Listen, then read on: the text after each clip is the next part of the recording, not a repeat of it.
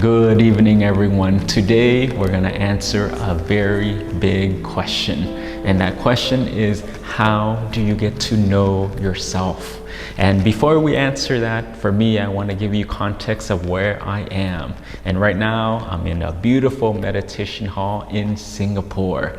We've been here for the past week and a half, and to meet the locals here, meet with the staff and the volunteers and the youth who are running the meditation center, it has just been amazing. The youth took us out to go see the sights here in Singapore, to get to know the city better, to get to know the culture and the people, to know what people struggle with and the issues that they're faced with.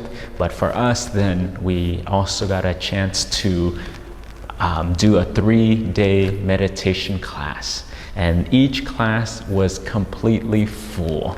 And to be able to share the wisdom, to sit in meditations with the locals here was just wonderful.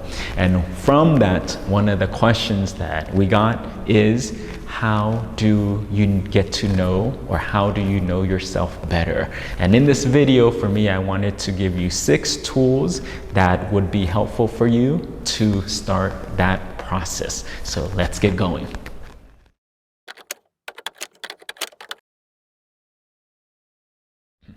Meditation.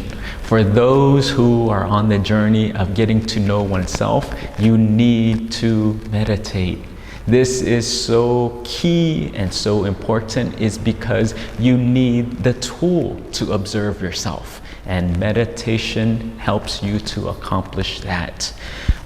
Many people see meditation as relaxation, to calm down and to de-stress, and all those are very important, but for me, that is not the main purpose of meditation. The main purpose of meditation, in my own words, is that it gives you the chance to develop the tool of neutral observation. We need to be able to have this skill, because this is something that we were not taught. We have not cultivated and developed it, so then we are not able to use it. So when we go out into our lives, when we try to get to know ourselves better, many times it's tainted and it's not clear. Why is it not clear? Well, because we are filled with stories. We analyze our situations. We include things that we like or don't like, so we add a judgment to it. We're critical, and the list goes on and on. And also with that is, it comes with emotions. So then when we're trying to see ourselves, when we're trying to see others, and when we try to observe our world and our situation clearly, it's just not that. So for us, is meditation gives you the opportunity to close your eyes, close all the senses that you have, the sights, the sound, the touch, and come back to this present moment. And from meditation, your mind will get more still, and then you will develop the skill of observing neutrally. When you develop and cultivate this skill, now take it outside, and take it and use it to do what? And then use it to look at yourself, see you as you are. So if you're wanting to get to know yourself better, meditation is just imperative. So let's start that practice now.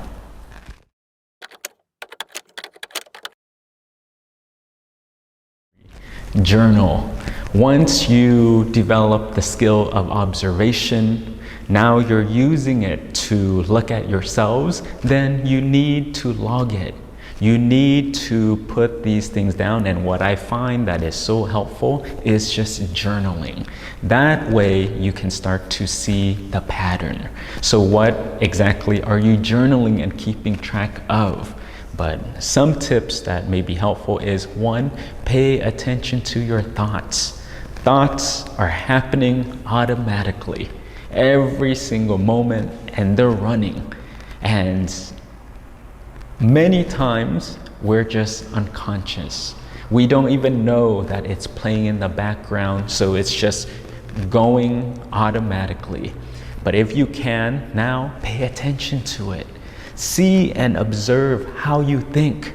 And the analogy I like to give is that pretend that you are a scientist, and the subject that we're going to look at is you.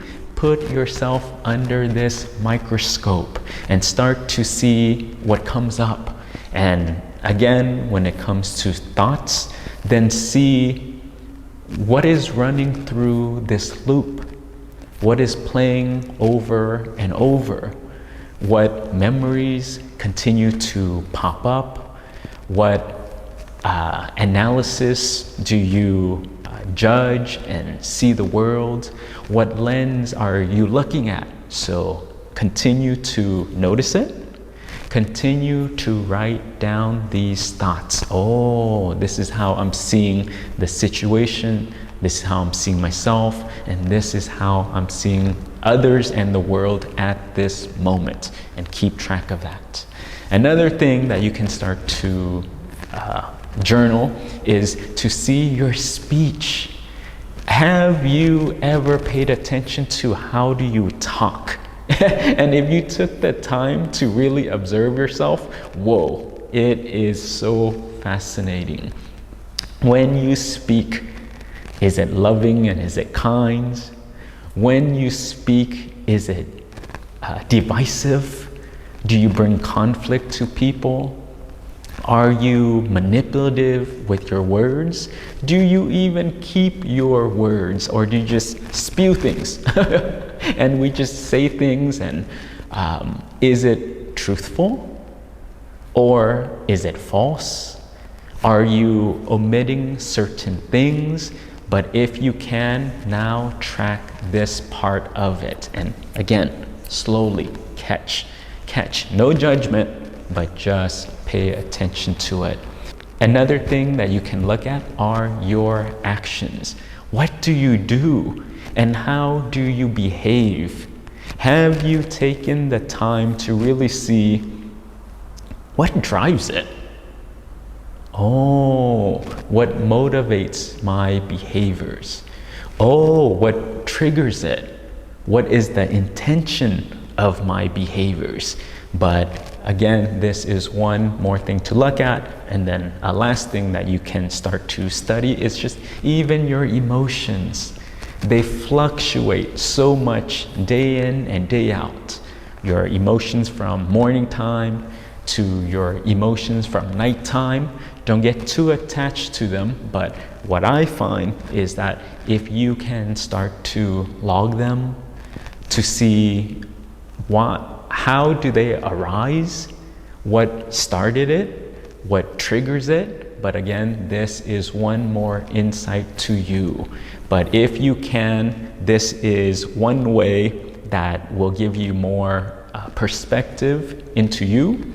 And if possible, try this for 3 weeks. Try this for 1 month. And for me, that was something that was so helpful in the monastery.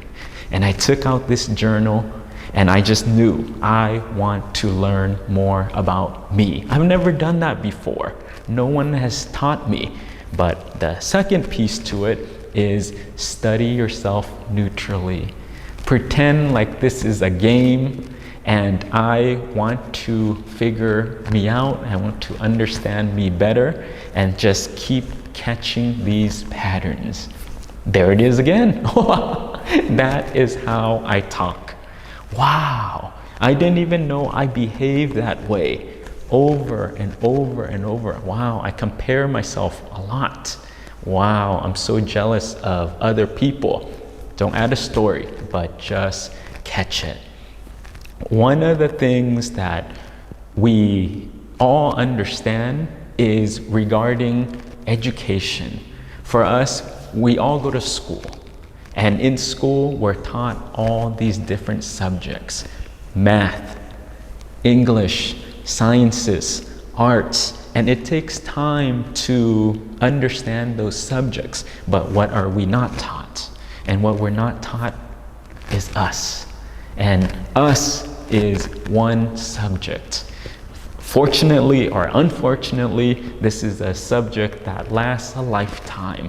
So if you can start to pay attention and start to pay attention neutrally, and one of the tools is to journal. So let's start that today.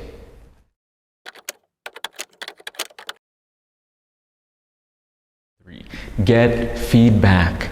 Remember when you were younger and you first learned how to drive. You're out there in the road, you're a student driver and practicing. What was one of the most dangerous aspects of that and that you needed to pay attention to? And that piece is your blind side. Your blind side is you need to turn around. You need to actively pay attention to because it's being blocked. And we can't see this part of it. So now apply that blind side to you. You're in your experience most of the time. And most of the time, then we can't see how we come across. We can't see how other people experience us. And some things, it's just not in our peripheral. So what I find that is so helpful is find trusted people to give you feedback. But with this, there's some caveats that are quite important to take into account. One is, who are you going to for feedback? Not everyone is the same. And I find that some people, well, they don't have the wisdom or the insight, and they don't know how to give feedback. So by going to them, it does not help. If you have no self-awareness, you don't know how to language it in a way that can be helpful, then it might not be the most appropriate. The second thing that I find as something to pay attention to is making sure that you are in the space to hearing that feedback. If you're very irritable at this moment, do not ask for feedback. But what I find as most helpful is when I'm in a good space, when I'm calm, I have the intention of going to that trusted person and I say, can I please get feedback? Can you share a perspective and a view of me that I may not be able to see? How are my thoughts? How are my speech? How are my actions? Can you give me insight? And then for myself is when you're in that space, they give you that feedback, they're actually giving you a gift and an insight into you. And for me, I have one response. Thank you. And that is it. But many times people fall into this trap. They have the courage. Now they go ask someone for feedback. And then someone gives that feedback. And then, oh, right there, you're defensive. And then now you want to explain. Well, no. This is the reason why I did this. This is the reason why I behaved. You just lost the whole purpose of that exercise and you did not benefit from this fully. But for me, it takes some humility, and then now in that space, go ask the trusted person. They'll give you this feedback, hopefully with pure intentions, and your response again is thank you, and take it. If it applies to you, then use it and fix it. And maybe if it's not so accurate, then again, still take it. But they gave you that gift. So along my journey, who have I used to give me insight into these blind sides? And for me, I'm very specific. And some of the people that I used was in my lay life were my co-workers who were therapists. And we had many therapists, but for me, it's nope, let me select the right ones who knows how to give that feedback. And for me, on the spiritual journey, I trust my teaching monks. And when it's the appropriate time, I will meet with them and I would ask them of Prajan, teaching monks, please can you give me some feedback or some insight into myself and how do you experience me? And I take that gift, I try to integrate as much as I can.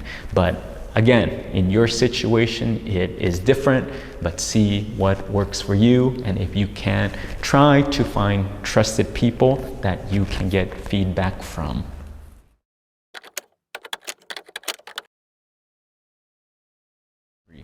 Read and listen to Dhamma. When we are on the journey of knowing ourselves and to know about human behaviors and motivation, reading books on wisdom can be helpful because it gives us starting points. It gives us a framework to understand patterns. And it's already laid out here. So in Buddhism, for us, is we read the texts and we listen to our teaching monks. For you out there, you can listen to podcasts and audios, and you can read books, any tradition, faith, that does not matter, but find resources that gives you wisdom. Look at how they describe motivation, how they talk about the human patterns of suffering, of healing, of changing habits, what drives people, how emotions affect your actions, but all of these things are out there and it gives you those theories and it gives you a perspective so you don't have to start from scratch. But if possible, start to surround yourself with wisdom.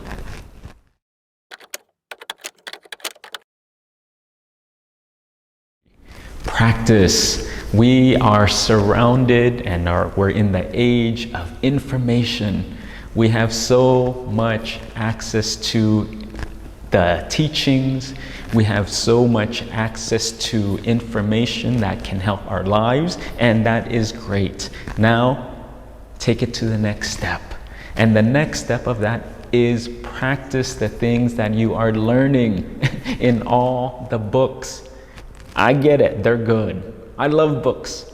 Now take those concepts and now apply it to your life and test it. For those who have been watching these videos, you're following along, wonderful. We love having you here, so thank you. But even more important, take the tools. Start journaling. Take the tools of developing a morning routine. Take the tools of an evening routine and how do you wind down. Take the tools of giving, of being a moral person. We're giving you actionable steps. We're teaching you how to meditate. Good, great concept, great theories. Now practice it. Go use it and test it and see, is it accurate? And one of the beautiful parts that I love so much about Buddhism is they always tell you, the Buddha, our teaching monks, our mentor monks, and they share all of the information with us. And they say, do not take anything as truth. Go prove it. Go prove that it's wrong. Go prove and go test, does it work for you? Does it stand up to the test of time? Does it actually work? But for us is go make sense of it and go integrate it, and hopefully your understanding can continue to increase, and then you can start to improve your lives even more. But just having the theory alone and not using it and not applying it, it's pointless. So if possible, learn both theory and then each day continue to implement it and test it out.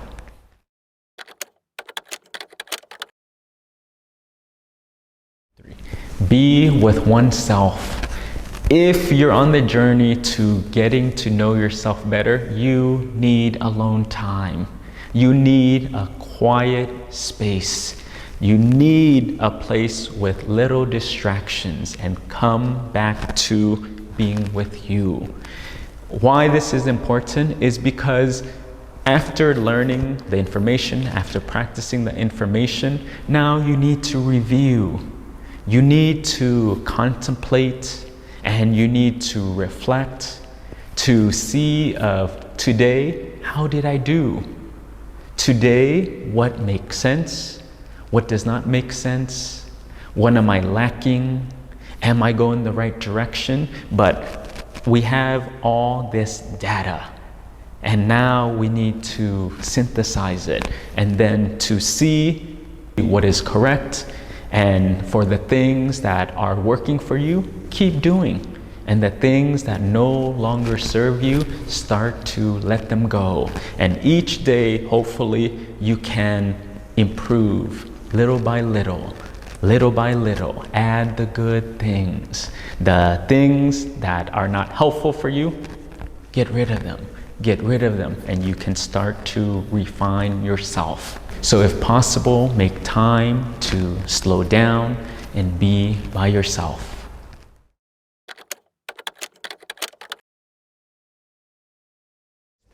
So there you have it. These are the 6 tips that I have for you to starting to get to know yourself. If possible, continue to put all this together. Every single day, if you can, develop a schedule for yourself. Develop a plan or a curriculum where you keep doing these things. They build on top of one another and they support each other. So if you can, integrate a meditation practice. Start to journal your observations that you have, again, of yourself, of other people, of the world. Then get feedback from trusted people so you can see aspects of yourself that may be hidden from you or that you're currently unaware of, giving you more insight into yourself. Then surround yourself with Dhamma and wisdom through the texts and books or audios. Then with that, practice the wisdom that you learn. Implement it, put it into action. Once that is done, then find a quiet space and reflect, contemplate, and start to make sense of them. And this takes some time. And the mistake that many people make is they'll do it 2 times. And then you think you should know yourself. Or some people will try to answer these kind of questions so quickly. Let's get to the point. You do not know yourself. And if we can understand this, then we would dedicate the time. And it takes contemplation, it takes wisdom, and it takes a refinement process. And what I love about Buddhism is that you have to keep doing it. And you go in a cycle. And you do it over and over and over and over again. And when you reflect, then your wisdom increases. Then you know yourself a little bit better. Then you understand the mechanism of change a little bit better. And from this, then you do it again. And it keeps going deeper. It's a spiral, deeper and deeper, and you know yourself more each day. So the last thing I would leave you with is hopefully this can be a fun process. It does not have to be so stressful and so serious, but take it where, you know what, let me just get to know me. Understand how I function, how I operate, and when you can do that, it will come back to serve you. You can then make life better. Start to make choices that honors you and avoid choices that may add harm. But hopefully these tips are helpful. And as always, I just wanted to encourage you, send you my blessings, and hope that you are all happy, safe, and healthy. So Satu, and thank you everyone.